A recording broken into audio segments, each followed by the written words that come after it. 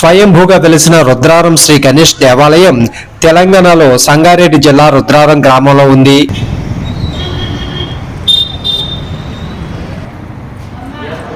ఈ దేవాలయం పటాన్ చెరువు నుంచి 14 కిలోమీటర్ల దూరంలో హైదరాబాద్ ముంబై హైవేపై NH65 పక్కనే ఉంటుంది.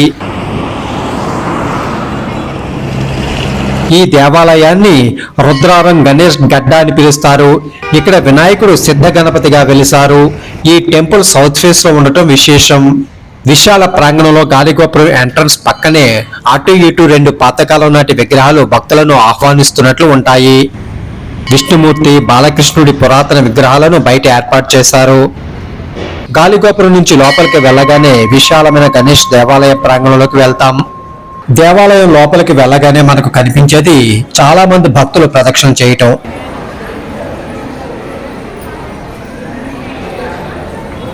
ఈ దేవాలయంలో 11 ప్రదక్షిణలు చేయటం ఆనవాయితీ. ఏదైనా కోరుకుని రుద్రారం గణపతి గుడి చుట్టూ 11 ప్రదక్షిణ చేసిన తర్వాత వారి కోరిక తీరితే మళ్ళీ వచ్చి 108 ప్రదక్షిణ చేస్తారు. ఇక్కడ 108 నెంబర్స్ తో చిన్న కార్డులు ఉంటాయి. కోరికలు తీరిన వారు ఈ కార్డు పట్టుకుని ప్రదక్షిణ చేస్తూ టిక్కి పెట్టుకుంటూ ఉంటారు.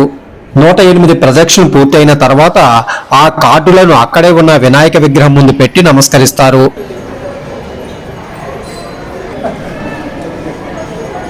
కోరికలు తీరి 108 ప్రదక్షిణ చేసే భక్తులు ఇక్కడ ఎక్కువగా కనిపిస్తారు.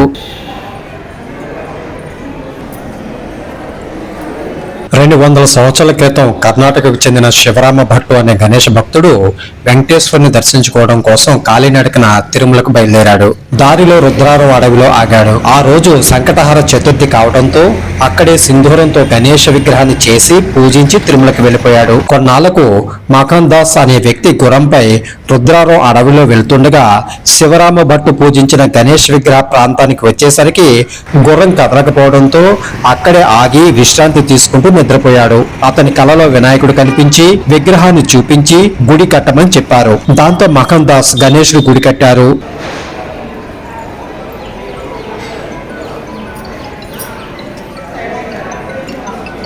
లోపలికి వెళ్ళగానే గర్భాలయం ఎదురుగా మూషిక విగ్రహం, ఎత్తైన ధ్వజస్తంభం ఉంటుంది. గర్భాలయంలో వినాయకుడు సింధూర వర్ణంతో దర్శనమిస్తారు. ప్రతిరోజు పూజలతో పాటు సంకటహర చతుర్థి రోజున ఈ గణేశుడికి ప్రత్యేక పూజలుంటాయి. ఆ రోజున భక్తులు ఎక్కువగా వస్తారు. గణేష్ దేవాలయం వెనుక శివాలయం ఉంటుంది. శివుడి ఎదురుగా నంది విగ్రహం నల్లరాతితో ఎంతో అందంగా కనిపిస్తుంది. అలాగే గర్భాలయం బయట కాపలాగా ఉండే శివశక్తుల నల్లరాతి విగ్రహాలు కూడా ఎంతో బాగుంటాయి.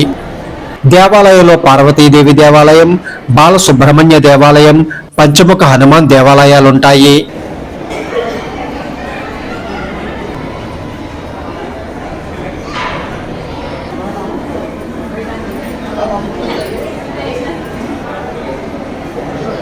దేవాలయం లోపల రావి, వేప చెట్టు కలిసి ఉన్న చోట సుబ్రహ్మణ్యేశ్వరుడి విగ్రహం ఉంటుంది.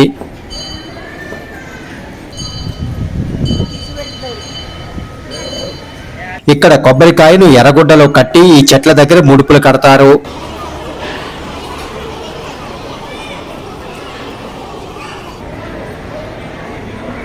ఇక్కడే నవగ్రహ మండపం కూడా ఉంటుంది. ఇక్కడ వచ్చే భక్తులకు నిత్య అన్నదానం ఉంటుంది. అన్నం, పప్పు, సాంబారు, పెరుగు, స్వీట్ తో స్వామివారి ప్రసాదం ఎంతో బాగుంటుంది. ఈ దేవాలయం morning 6 to 1 PM, evening 4 to 8 PM వరకు తెరిచి ఉంటుంది. నేను వెళ్ళేటప్పటికి టెంపుల్ క్లోజ్ అయింది. స్వయంభూగా వెలిసిన ఈ గణేశుని దర్శించుకుని ప్రదక్షిణం చేస్తే మన కోరికలను తప్పకుండా స్వామి తీరుస్తారు.